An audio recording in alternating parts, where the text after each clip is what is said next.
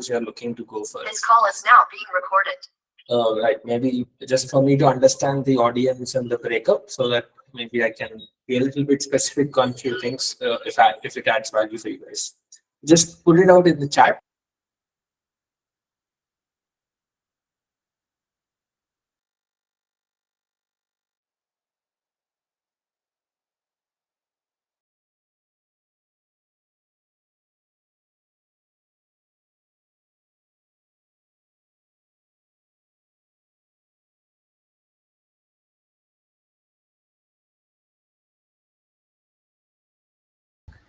Sir, your video and audio is off.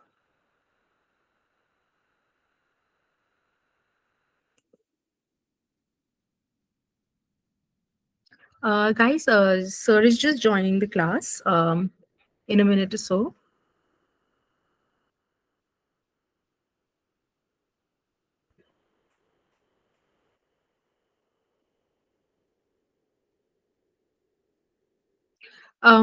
Guys, if you have any queries about any of the things, you can just clear all your doubts today with sir. Sir, you are the host.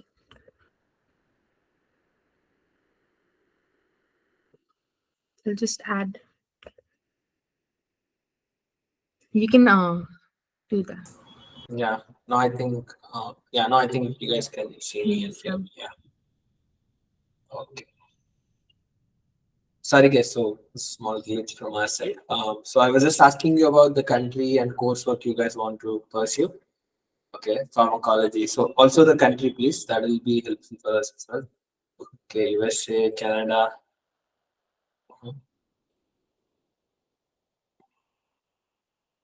Okay.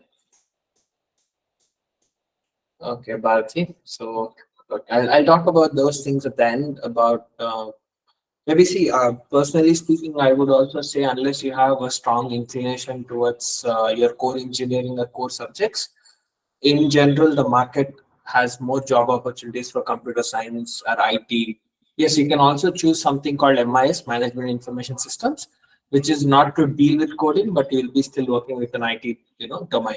So that's something that we recommend people who wants to settle down in IT domain, but not really interested with coding. So that's an interesting course that you can explore, right? Still, there are courses like software engineering, IT, which are less, computer science, but obviously there will be coding. But obviously, people choose for higher salaries. You can also look at business analytics, which is also very limited coding, and you can still explore because they also are giving you good job opportunities in USA or UK, Canada, across the world, actually. So you can just do a little bit of more exploration and understanding what is the curriculum of MIS and business analytics, even the construction management, since you're coming from civil engineering. You can actually decide what suits you better and go ahead with it. If you're not interested in your core engineering, it's better that you choose the ones where the job opportunities are more in number. Good. So, guys, in Canada, US. So I just got two countries, maybe a couple more. Then I'll just start. Okay, Abhishek, for technology. But which country are you looking to go for? US. Great. Anyone else? Let me know which countries are you guys looking to go for. UK. Great. Okay, Bhishma. So I'm just going to share my screen in Ireland. Okay. So I think more or less we have quite a few countries here that people are looking to go for. Just give me a second. I hope you guys can see my screen in full screen. So I have to use another device to just make sure, yes, it is. Boom. Great. So almost good evening to closely towards a good night for us, all of us. But maybe at the end I'll call it a good night. For now, we'll just call it a good evening. So good evening, everyone. So welcome to a session on Best English Language Test for people who are looking to go abroad for their higher education, be it US, UK, Canada, Australia, Ireland, New Zealand, some parts of Europe, etc. Right? So typically, what we keep getting to hear from students is what sort of exams should I take? Right? Is it IELTS, TOEFL, or Duolingo? So we thought, why not just do a brief introduction about them? So maybe some of you already are aware of some of the points I'm going to touch upon. But I'll make sure that you have something interesting to actually know from this session. And if you have any specific question, I'll keep the session open at the end again for Q&A.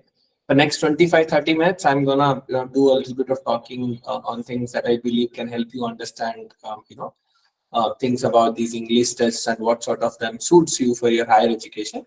But obviously, if you have any question in between, just keep posting in the chat. Maybe I'll not touch it at that point of time, but I'll make sure I'll answer all your queries by the end of the session. Talking about ourselves, so who are we as a company? So I'm Jaydeep, one of the founders of Ubergrad and also Chief Operating Officer of Ubergrad. Comes from BITS Pilani and IIM Kozhikode background, worked with BCG and EI as what Supriya has already introduced. So then I also have another co-founder, Mr. Ravindra, who is also from BITS Pilani and IIM Kolkata. So both of us, started this company with a vision to actually, use technology and data to transform the experience that students would have for study abroad, domain. Typically, still people go to a local consultancy and try to take support without much of transparency and comfort in the entire process. We as a company are trying to, get this technology and data involved so that things are more transparent, more efficient, and more effective for the students. So what are we going to do today? So first, assuming that most of you know it, but still I would want to reiterate on how important is an English language test, or why should I take an English language test, right? Then how does it impact in my admissions, and how does it impact in my scholarship and assistant chances? Because a lot of students are obviously looking at getting scholarships, the campus jobs, which are like assistantships like TA, RA, GA. Okay, so I'm going to even talk about that. Then I'm going to just briefly introduce you about IELTS, TOEFL, Duolingo, the pattern of the exams. And then that's going to help me to actually talk a little bit deeper into what is the difference between these three tests and what are the pros and cons of each one of them. And finally, I'll give you, I don't have a one-word answer saying IELTS is the best, or TOEFL is the best, or Duolingo is the best. Obviously, it depends on few factors, but I'm going to make sure that I give you those pointers so that you can actually look at your own profile and then decide upon what fits me better, and then go ahead with cracking it. If you're still confused about it, as I said at the end, I'll keep it open for Q&A so that we can comfortably discuss if you have any questions about your overall study abroad journey, right? Not necessarily about just the English language test, could be about the university's courses, education loans, or maybe your academic profile evaluation, and etc. So typically, why do I have to worry about an English language proficiency test? So ELP is that English language proficiency. So the big four that we generally are aware of would be IELTS, TOEFL, which are obviously the bigger ones. Then you have PTE, Pearson Test of English, and then you also have Duolingo, which has come up since the COVID times that people have started, accept the test more, and people have started to attempt that more. So typically, we as Indians come from a non-native English background. Right, so all the universities that you are looking to apply for ideally teach the course in English, like US, UK, Canada, Australia, Ireland, New Zealand, even Germany. Ideally, people apply for Germany, France, Netherlands, right? The coursework is supposed to be taught in English. Obviously, unless you're applying for a coursework being taught in German, the criteria is going to be different for that. But if it's in English, they expect you to take one of the English proficiency tests. So if you see, for example, Arizona State University in US, you can clearly see if you are an international student, obviously, which is what we are, you need to prove your English proficiency. That means that you are good enough with your English language so that you can understand what is being taught in the class. You can really coordinate with your friends, or your friends, fellow batchmates. You can really survive in the country or campus. So that's what they're looking at. Your basic communication skills of writing, reading, speaking, and listening. Right, so typically, if you see, like for example, ASU has 80 in TOEFL IBT, it's internet-based test. TOEFL also has paper-based test, which they've started in India recently. So that has a different, requirement in terms of score cutoff. Then you have IELTS, again, they're saying at least 6.5. Then your PTE at least 60 and Duolingo of at least 105. This is something, just a snapshot, not that all the ASU programs are accepted, but broadly at a university level, this is the criteria that they follow. So each university would have criteria, and each university would say, I'm going to accept these 2 tests, 3 tests, 5 tests. Depending on the university, you'll see multiple tests that they would generally be asking for, and you have to choose, right? Just one of them would be good. And another point I would also stress upon is how important is it to get a very good score? See, if you have an 8 in IELTS or 110 in TOEFL, would it give my chance of getting into university much higher if the cutoff is 7 in IELTS or 95 in TOEFL? Not really. Once you clear the cutoff, it's same for everyone. What they look at is other parameters of your profile, like your CGPA, your GRE score, if that's something that you are applying for, the university is asking for, your research projects, to an extent, your relevant work experience, right? So understand that the English exam expectations in terms of scores that they mentioned, as long as you clear the basic criteria, you're good to be eligible to get your application reviewed. And based on the other criteria of your profile is how the university will give you an admit. Yes, some universities would also do something like this, which is the criteria is 6.5, but you got 6, they would still let you apply. They would give you a conditional admit saying that you need to do an English course along with the course that you're applying for. Pay extra for the English course and then clear that English course, prove that you've improved your English communication, and then you can continue the coursework. So again, just be careful with that so that you don't really get into pathway programs sometimes. So I always recommend students to make sure that you meet the minimum criteria and then you are good to go. So obviously that's why I'm saying about the admission chances. The minimum criteria, clear it, and you're good to go with this university from just the English proficiency perspective. Make sure you have a good CGPA, which is the key criteria. Then make sure that you come from a good college, have some good research, internship projects, work experience based on the domain you're applying for. And last but not the least, if the GRE score is something that they're asking for, get a good score and clear the individual cutoffs and increase your chances. Then talking about the scholarships and assistantships part, right? This is where it's going to make a different, condition that you have to understand. So the moment you are not looking only to get admitted into it, but rather looking for scholarships and assistantships, the way they look at is going to be slightly different. So for scholarships, for example, I'm just taking a couple of examples of our own students. If you see a student who got 7 in IELTS for ASU, right? So typically, unless you're applying for again ASU computer science, IELTS 7 is sort of the criteria for ASU. So that's why the student got admitted into the university. Everything else is fairly good for that program, MS and CS in ASU. So the student got admitted but does not have any scholarship being offered by him. Correct? But look at the Southern Illinois Edwardsville. That's something the university typically expects a 6.5 IELTS, have a CGPA of 7 and something. So typically, because your profile has very good CGPA, GRE score, IELTS and experience, etc. So you have a good chance to get a scholarship. So English language proficiency scores being higher than the basic cutoff can sometimes help you to increase your chance of getting scholarship. Again, something similar for this University of Illinois Chicago. The student has a good CGPA, good GRE and good IELTS score. So the student got a scholarship, which is a merit-based scholarship given by the university. Now I'll show you the other importance of the assistantships. I'm not sure how aware of you are about this. So it's a culture more in US. I wouldn't say that you find that something similar in UK, Canada a lot, but you will find a lesser amount. But in US, it's a very big culture of getting campus assistantships, which is TA, teaching assistantship, RA, research assistantship, and GA, the graduate assistantship, right? So I'll just open one of it. So it's Cornell University. So they clearly expect you to, just give me a second. I hope you can see my screen. Just give me a second. Let me check from my side. Great. So I'm not sure how Zoom this is. Okay. So if you see the criteria for them, right, they would count English proficiency as something that's important for you to have for assistantships, right? If you see as an international student, they expect you to international student serving as teaching assistant. Typically, you start doing TA from second semester. They expect you to maintain a good GPA there. That's a different story once you join the university. But they also would ask you to do like TOEFL score or IELTS score. See, they're asking. Speaking is what they focus a lot more. To be very frank, when you're talking about assistantships, 8.5. Because this Cornell University is an Ivy League and it expects you to have 8 as a just admit criteria. That's why they're typically expecting you to have more than that in speaking, 8.5 or 28 out of 30 in your TOEFL IBT out of 30. So very elite scores that they're expecting. It's an elite institution, but maybe I'll give you one more example.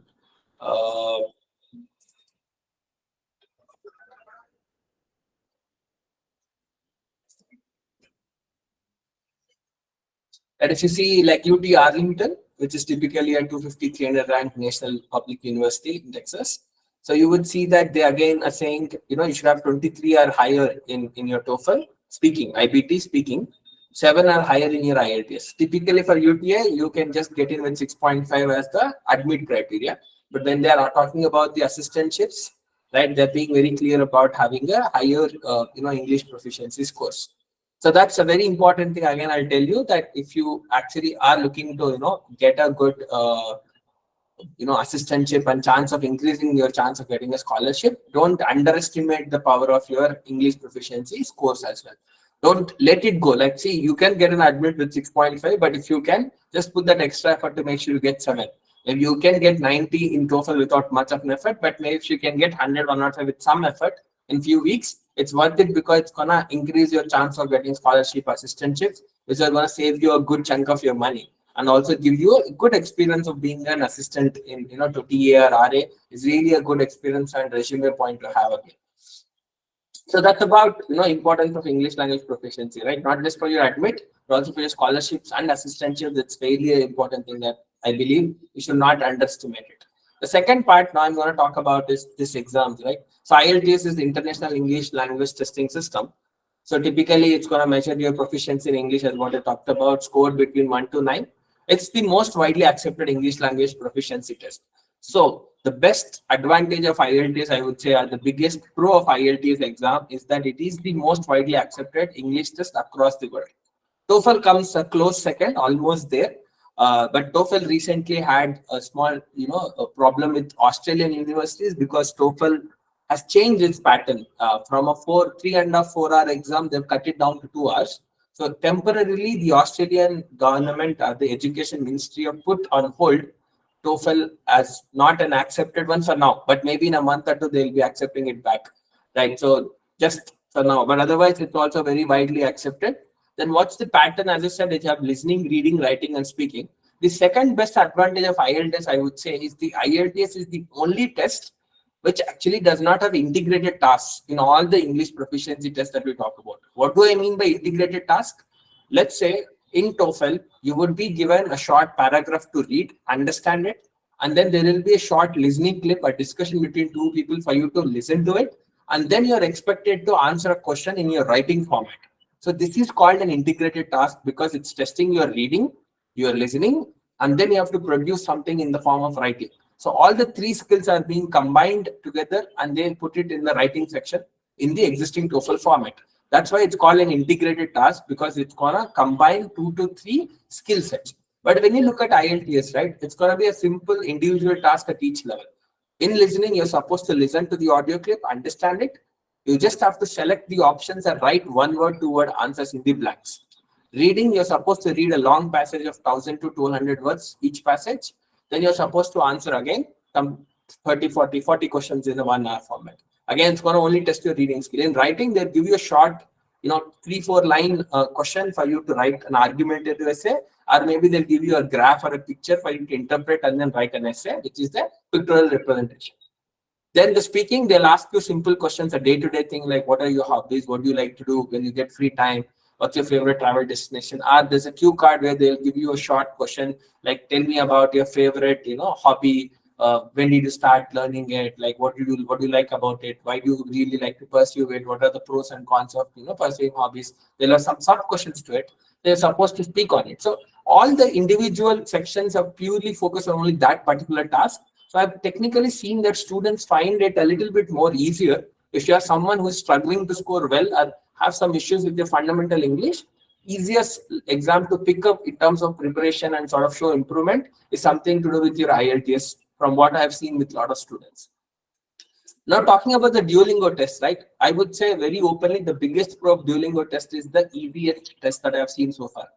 Out of all the tests, even though I said IELTS is where you can improve upon, but the biggest pro of Duolingo is that I have seen that students can actually score better in Duolingo than IELTS with the same preparation standards that we are comparing against.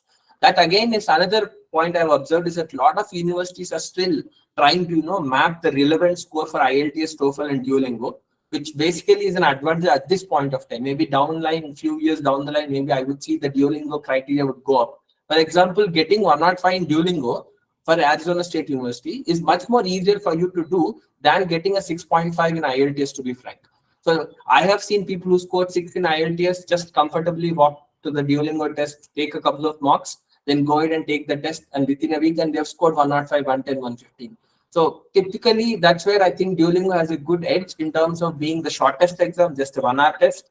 Then it's easiest test in terms of scoring the acceptance or required criteria. Then it's also the cheapest test, which is going to cost you just $50. But what is the format? Typically, they don't call it listening, reading, writing, and speaking like what you're used to listen. They rather call it more in terms of literacy, production, comprehension, conversation. Again, as I said, Duolingo is also an integrated test. which basically means you're supposed to listen to an audio clip and then you're supposed to write an essay on top of it. You're supposed to read some passage and then you're supposed to talk about the topic for like 1 minute or 1.5 minutes. So there are quite a few tasks where they do two, skills integrated into one question type. So they have a slightly different name they've given: literacy, the ability to read and write. If you see this, right, they're combining the skills: production ability to write and speak, comprehension ability to read and listen, conversation ability to listen and speak. So they give you on a score of 10 to 160 typically. A good score, I would say, is anything above 120. You should ideally be finding the cutoff being cleared. And if you score 130 and above, you will have better chances in terms of, as I said, scholarships and assistantships with respect to your English scores. What about the TOEFL? TOEFL again is the second best and most accepted test in the world, almost on par with IELTS. I would say you can't go wrong in terms of university acceptance with either of them. TOEFL IPT is internet-based test as a test. As I told you, there's a paper-based test which they've launched in India last year, which is not that frequently conducted. It's a very limited, number of times that they're letting you take it.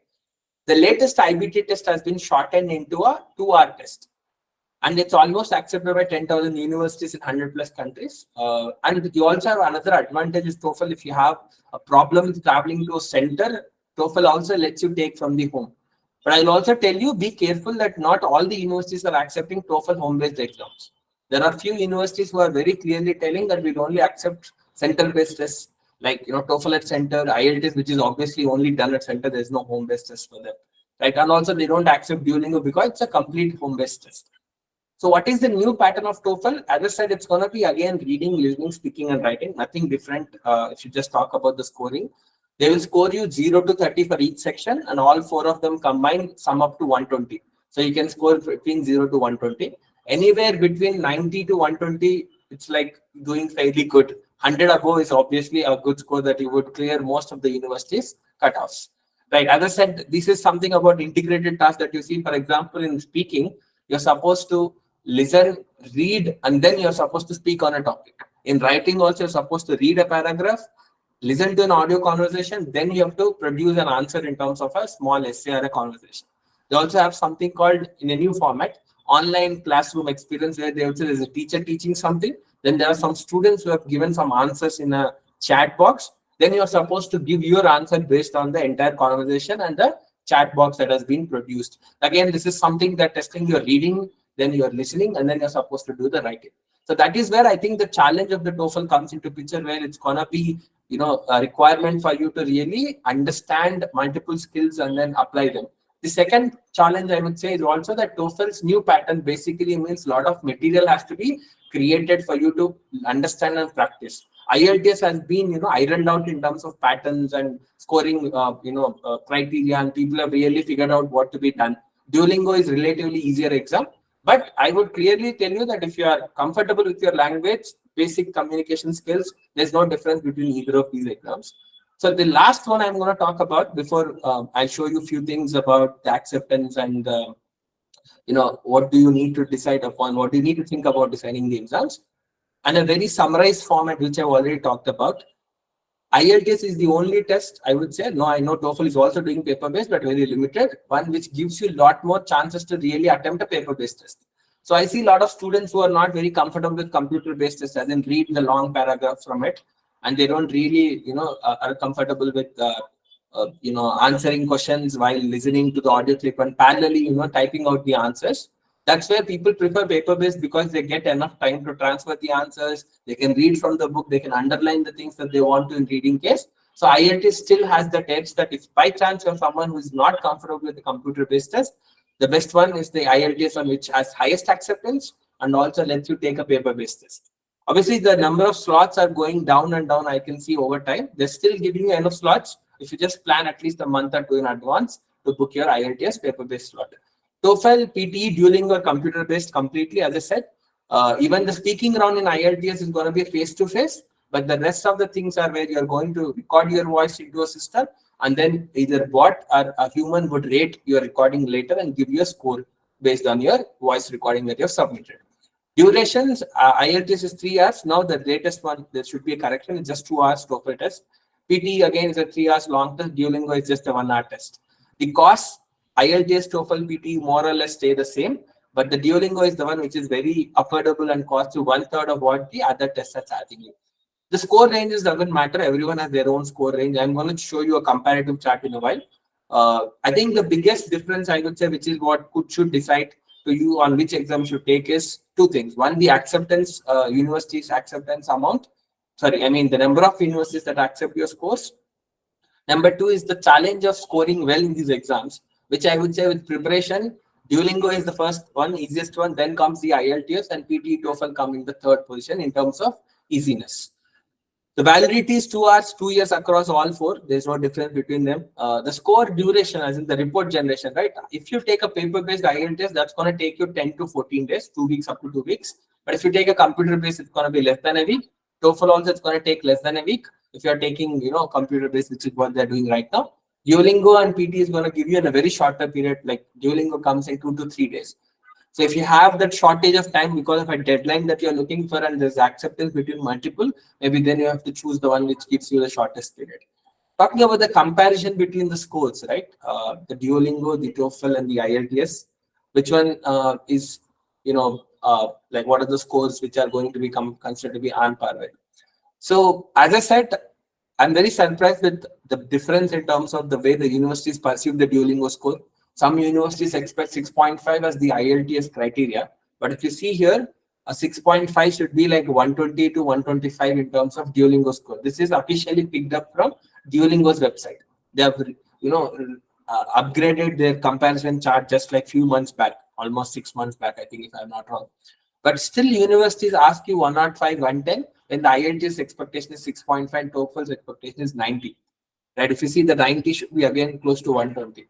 So this is something I believe maybe 1 to 2 years down the line, universities will start, being more careful and sort of upgrade the criteria for Duolingo also. But till that point of time, I'm still very much, seeing that Duolingo, if it is accepted by universities, expect a lower score than IELTS and TOEFL. So what is good score in IELTS, TOEFL, and Duolingo to get into majority of the universities? Anything above 7 in IELTS is fairly good score, 7 and above. Anything above 100 is what I would say in, TOEFL is also fairly good score for you. And anything above 120, 130 is fairly good score in Duolingo for most of the universities' admission criteria, and also enables you to get a good chance of scholarships and assistantships. Especially make sure you focus on your speaking if you are interested in assistantships, because that's one of the key criteria that they look at, as I talked about. But the biggest disadvantage of Duolingo is what I'm going to talk about now, which is the acceptance part. So as I said, if you look at, the Duolingo's website, right, hardly you will find universities which are accepting outside US. Even within US, you would see only, I would say, 40% of universities which are accepting the, the Duolingo score. So if you see, this is what they're showing you. They would say they have almost 4,000 universities, but I'll tell you, if you look at from USA perspective, right, you will find very limited. Let's.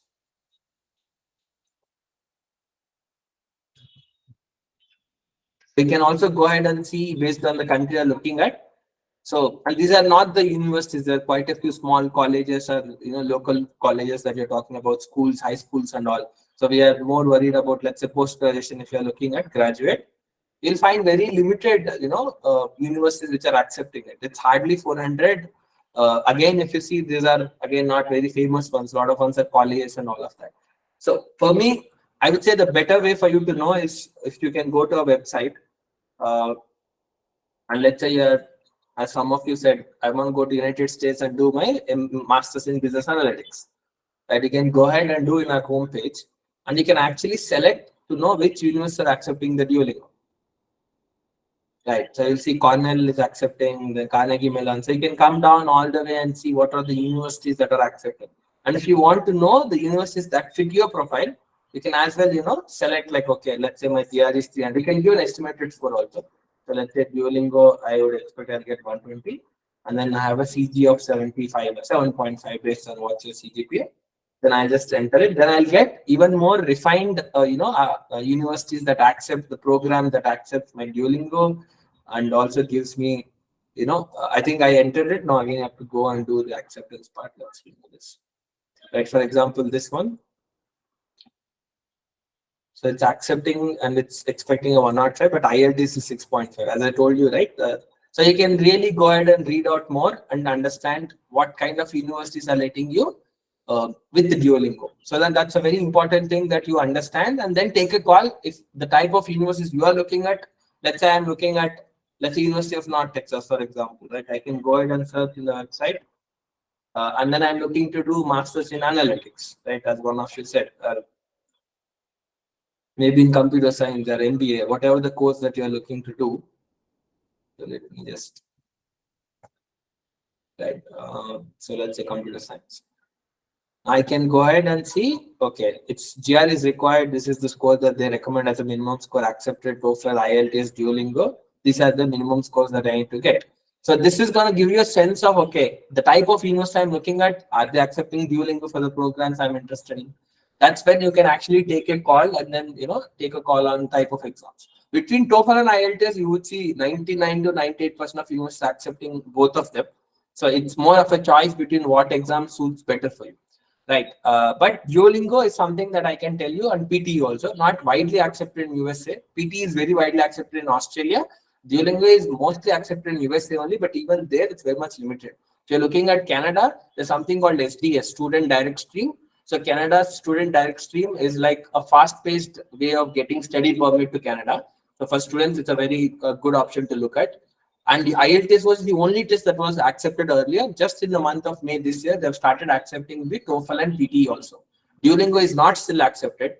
So there are some colleges and universities which accept Duolingo, but they are not part of the SDS, Student Direct Stream, which basically means you got to, do that slow-paced visa processing or study permit processing. Just have to have more time and wait for it. So that's one point. That's again something that's a negative for Duolingo. The other point that I'm going to talk about is how to prepare for these tests. Okay, so a lot of people ask us in terms of how do I go about preparing for IELTS or TOEFL or Duolingo. So I'll tell you, if you have time, or typically the best way that we recommend is this. Step one is to go for, if you enroll in our website, there's a section called My Assessment. You can take, this exam, IELTS, TOEFL, Duolingo. You can just take a short test. It's going to be 1 hour test, which, looks at your listening, reading, writing, and speaking skills. And then you are going to get an instant evaluation by AI, artificial intelligence, which is going to tell you what's your range right now. That's, I think, something that I will always tell you, a good point for you to know. Okay, if I take Duolingo, I'll score somewhere 55. If I take IELTS, I'll somewhere around 4. So now it means it's a long journey for me to aspire to get 6.5. If I'm at a 6.5 already, let's say, and my target is to get 7, then I need to put a 2 to 4 week effort. If I am at 7 and I'm looking at 7, then I'm already at a good shape. The only recommendation I would have is to make sure you take mock tests, which are there in our courses, right? You can go ahead and take a free mock test for IELTS also, which is there for free. You can go ahead and it's also a computer evaluated test. You get an instant feedback.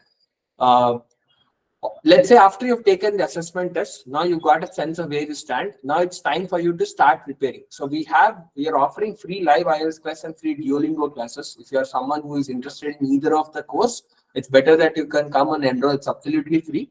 IELTS is a 4-week course and Duolingo is a 2-week course, right? After doing this course, 4 weeks for 4 modules for IELTS and 2 weeks we are doing all the 4 modules for Duolingo. We will tell you, we'll give you the material, we'll give you a lot of content for you to practice beyond the classes also. You'll get access to recordings as well. Post that, you're supposed to take the mock test. We don't have anything on Duolingo here for a reason, because we believe that Duolingo itself offers you a good, free practice test in their website. So nothing can beat the official test that you get. So go ahead and you can go to Duolingo, click on the practice test, absolutely free. That's going to help you understand, right, how good you are doing with Duolingo.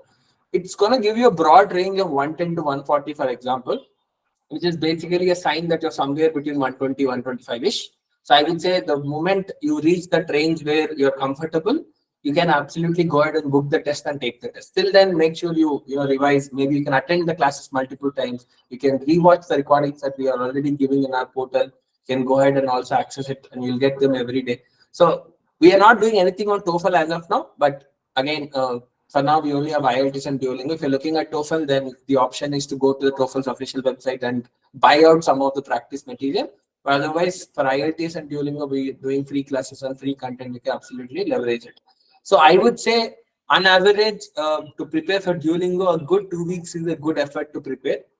Then take mocks and all of that, which is going to take you another, a week or so. Make sure you are in a good shape and then take a test. IELTS, prepare for 1 month, attend the classes, make sure you practice all the sectional tests that we are offering. Post that, you make sure you take the full length mock test, but at least 2-3 mock tests, get the feedback, get a feel of where you stand. If you are good enough that you will clear the criteria that you're looking are aiming for, go ahead and book the test and take the test and wrap it up. So that is how I would say you have to prepare. TOEFL also goes very similar to IELTS. It's going to be a 1 month preparation that you need to do. Take a couple of mock tests, see how good you are doing post it, and then accordingly you can book your exam. This is for an average student. By chance you're above average, maybe you can fast pace it. And somehow your expectations are on the higher side, but your initial starting point is on the lower side. I would recommend people to make sure they put more effort, right? At least 1-2 months of classes or extra preparation for you to really pick up things and do it. But on average, 1 month is a good preparation period for IELTS TOEFL. 2 to 3 weeks is fairly good for Duolingo to crack and get the good scores. So before I get into the Q&A, then I'll keep this platform open for all of you. So Ubergrad as a company would help you with a lot of test preparation. As you said, we are doing a lot of free content, free mock tests, free videos, free live classes also. We are also going to help you with free university applications. We have partnered with 400 plus universities across the globe. Also, we do help people with both partnered and non-partnered. We openly write in our website which universities are partnered, which universities are not partnered. You can also go and check it out. We don't hide anything. The ones where we partnered with, we actually can help you more in terms of tracking and following, but everything is same. If it's partnered or non-partnered, the universities are ranked well. You can see the rankings, the criteria, and based on which what fits you, you can go ahead and apply with it. You can also use that data pack recommendation engine. We call it You Sure What You've Shown. And if you upgrade to Silver, you can also access You Should Pro, which is even more advanced algorithm that gives you a refined university shortlisting.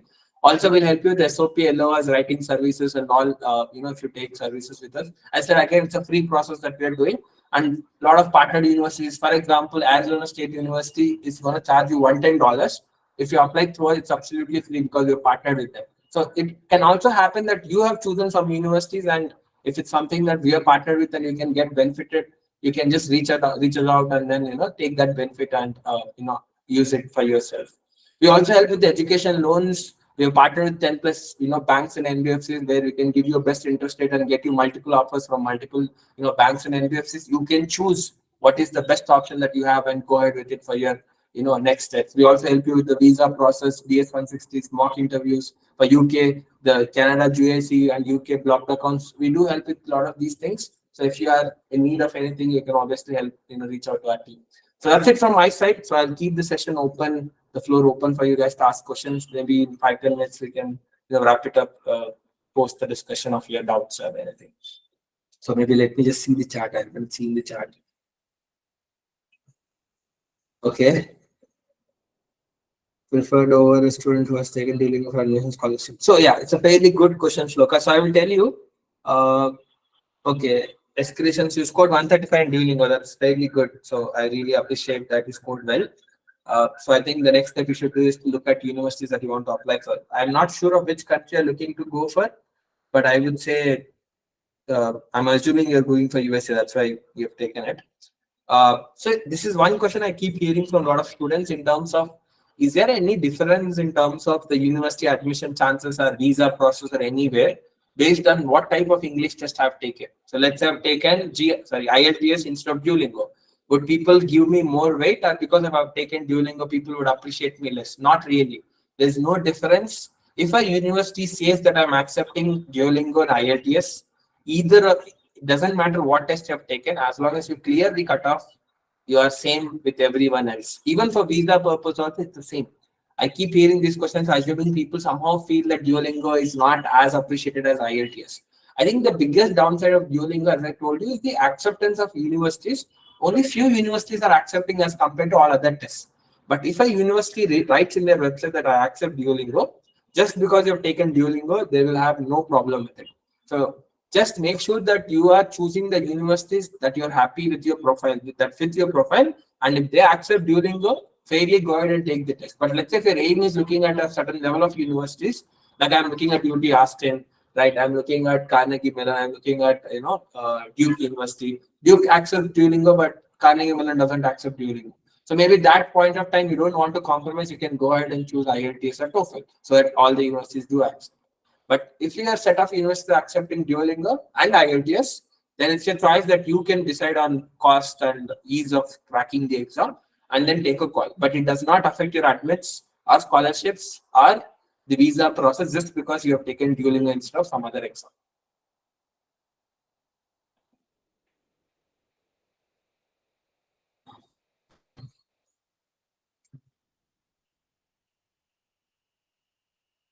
Okay. So see, if you talk about the Duolingo, would I get assistantships? Yes, absolutely. You will get it. The only point is, Kiran, that you need to understand that assistantships need English score to be fairly good. That's not the only criteria. You need to do well in your academics after you join the university, and you should have a a good performance over there. And professors are the one who would select you for teaching assistantship, research assistantship. But graduate assistantships, it's okay that you don't need to have an excellent academic background, but just with a good English score, it doesn't guarantee you. Again, as I told you, you need higher English score than admission criteria for assistantships. But if a Duolingo is accepted in the university, they would also accept it for assistantships. GRE exam, see, I would say again, a good point that you've raised. I would say GRE is something that's accepted by 50-60% of universities, are asking by 50-60% of universities in USA. So you can again go ahead and pick, as I told you again, go to this, choose something like a computer science system. So there are a lot of universities which are there as an option for you. The moment you say I need GRE waiver, you will be left with only 40-50% universities. I would say half the universities are gone because they're asking you for GRE. So my point is, doesn't matter if you're taking Duolingo or IELTS or TOEFL, but if you want to have a wider list of universities to go for, you need to make sure you write GRE because that's accepted by quite a few universities and actually help you for your loan at a lower interest rates and also for your scholarships as well. If a university is asking for it or accepting it, you should ideally have a better chance if you score well in your GRE. But either GRE plus Duolingo or GRE plus IELTS has no difference, except that GRE plus IELTS means every university in the US market is open for you. The rest depends on your academic profile like CGPA and extracurricular activities, right? But if you take Duolingo or if you don't take GRE, you are technically leaving out some universities just because the university's criteria asks you to either take GRE and you have not taken, or universities are not accepting Duolingo and you have taken Duolingo. That's the only difference that we have. Right. Okay. Any more questions from you guys?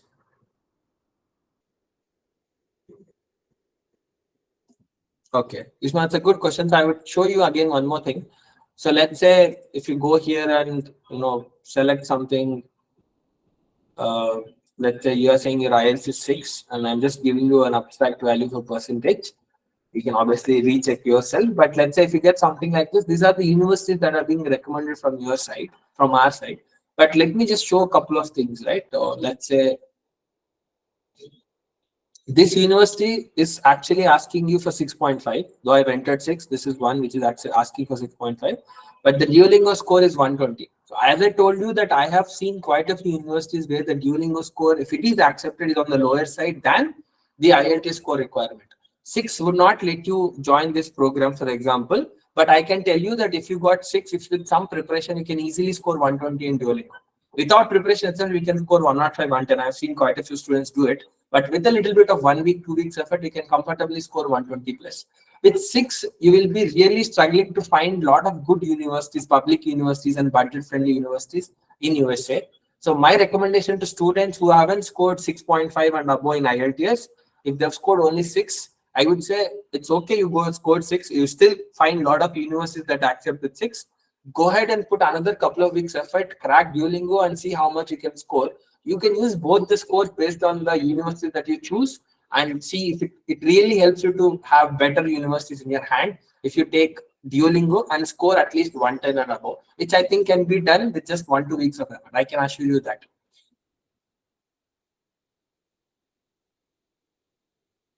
Okay. Okay, guys, then I think that's it from my side. Again, as I told, if you want to have more doubts cleared with our experts, you can comfortably book your profile evaluation call or even book an appointment with our counselors. They would be happy to answer your queries and help you out with any queries that you have. If you need any support from us, you can happily, reach out to our team and we'll be more than happy. Right. Thanks a lot, guys. So I'll end from my side for today's session. Thanks a lot for your time and hope you had good time and you got good. So you're confused to choose universities. Can you please have some tips on choose? So I would say when you're talking about universities, uh, first thing, whatever is your profile, my suggestion would be look for low cost universities, but don't take that as the ultimate criteria. If you have 10 options in hand, the ones which are public should be your topmost criteria. Then comes the rankings of the universities, right? Obviously, rankings you can also go through and see that a lot of universities would have national and global rankings. We list all of them. Better rankings basically means they're perceived better by the industry. Your job opportunities are higher, right? Your further studies, if you're interested in PhD or research, is also going to be better. Even if you come back to your home country, you have a better opportunity if it's globally perceived as a great university. So rankings, second criteria I look for. Public versus private, always public universities are government colleges, so they can actually give you low cost at a very good quality of education.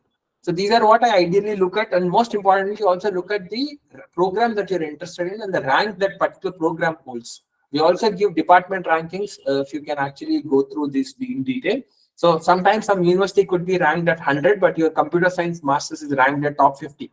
So some universities are known more for certain programs. So you can also choose based on the department ranking, university ranking, the tuition fee. It's a public or a private one. Accordingly, you choose. Again, I would say the other point is also where is the university located in?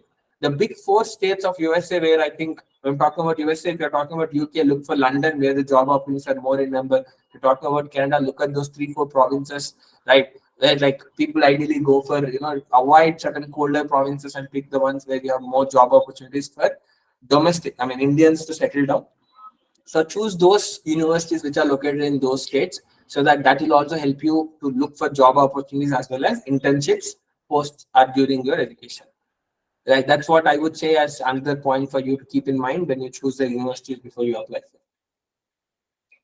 Okay, then guys. So I'll end with this. Thanks a lot for joining. Hope you had good time.